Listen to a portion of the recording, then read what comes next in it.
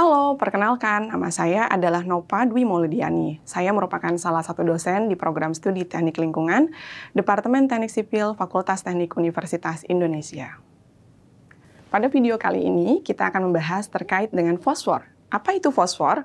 Fosfor merupakan senyawa kimia bernomor atom 15 di tabel periodik. Fosfor pertama kali ditemukan oleh seorang apoteker dan ahli kimia Henning Brand di tahun 1669 ketika ia mencoba mencari batu filsuf.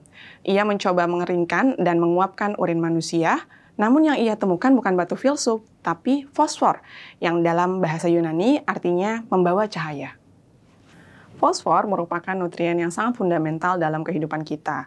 Fosfor itu adalah senyawa penyusun DNA, sel membran, tulang, bahkan ATP untuk energi kehidupan kita sehari-hari. Biasanya kita mendapatkan fosfor melalui proses pertambangan dari perut bumi. Dan sekitar 70% fosfor hasil pertambangan digunakan untuk membuat pupuk. Kenapa sih kita membutuhkan fosfor dalam pupuk kita?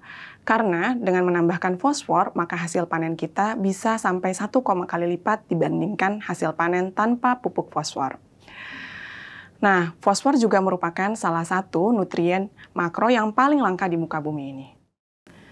Beberapa tahun terakhir, beberapa peneliti telah memprediksi bahwa fosfor akan sangat langka atau bahkan habis dari perut bumi ini sekitar 100 sampai 400 tahun ke depan.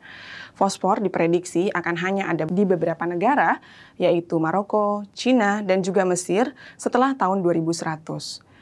Beberapa peneliti juga telah memprediksi bahwa kebutuhan fosfor oleh manusia akan berada pada puncaknya sekitar tahun 2030 sampai 2050. Kelangkaan fosfor ini juga sering dibanding-bandingkan dengan kelangkaan bahan bakar fosil pada tahun-tahun sekarang. Kelangkaan fosfor juga merupakan akibat membengkaknya populasi manusia dan juga kerawanan pangan. Lalu kemana sih sebenarnya fosfor ini? Fosfor kan merupakan material yang memiliki siklus biokimia. Kita akan bahas pada gambar berikut ini. Nah, ini merupakan ilustrasi siklus fosfor. Yang paling membedakan dari siklus fosfor dengan siklus material lainnya adalah fosfor tidak ada dalam fase gas.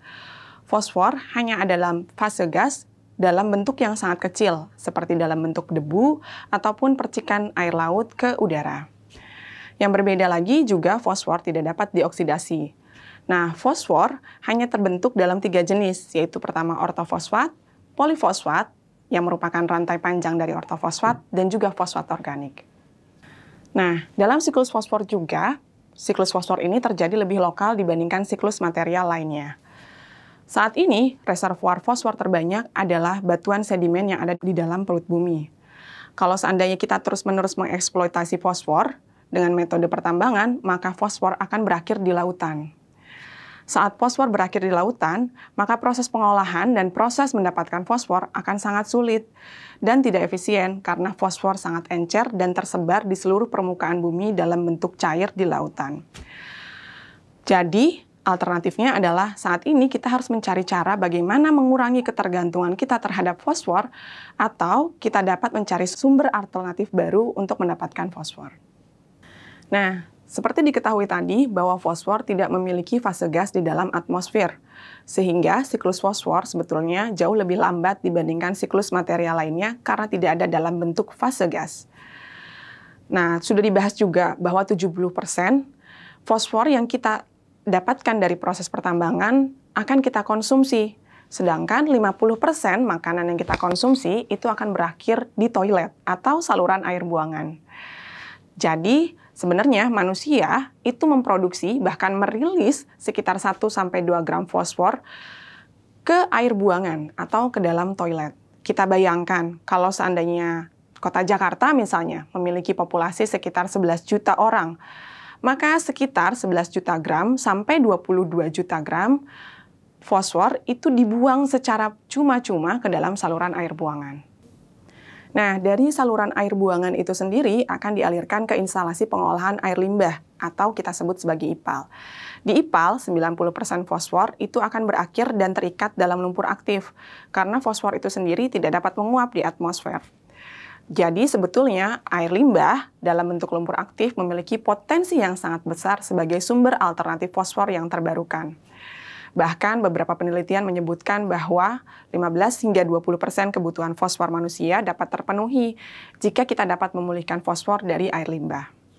Nah, fosfor yang diekstraksi dari air limbah juga merupakan fosfor yang lebih eco-friendly, sumber fosfor yang terbarukan, lebih sustainable, tidak mengandung zat radioaktif, bahkan dapat mengurangi potensi eutrofikasi di badan air.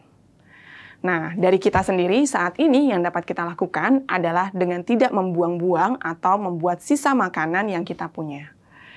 Baik, sekian video dari saya. Beli sikat sambil makan bolu. Semoga video saya bermanfaat. Salam sehat selalu. Wassalamualaikum warahmatullahi wabarakatuh.